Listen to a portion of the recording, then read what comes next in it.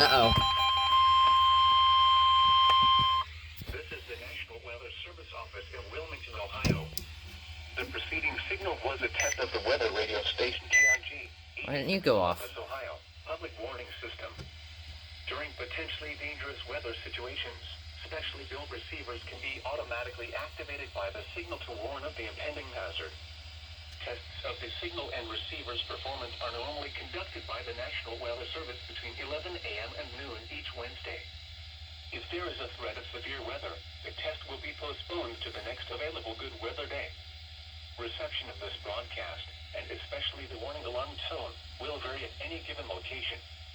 This variability, normally more noticeable at greater distances from the transmitter, can occur even though you are using a good quality receiver in good working order.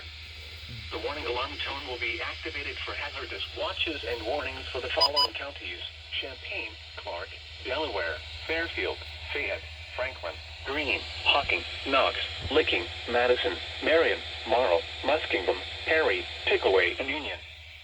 This concludes the weekly test of weather radio station KIG, 86 Columbus, Ohio.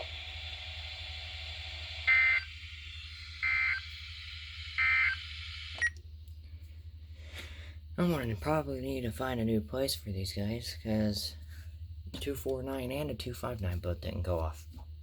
And the relative humidity, 65%. I don't understand why he didn't go off. He was a good reception, but I think he was on a little bit of interference. That might be what happened. But on the other side, the 74210 went off. The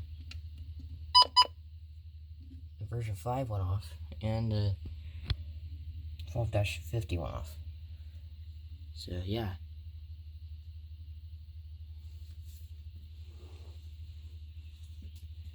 Bearcat was turned off.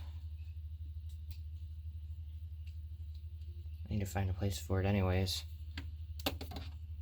It's too large for here. That's fun. Up. See you later.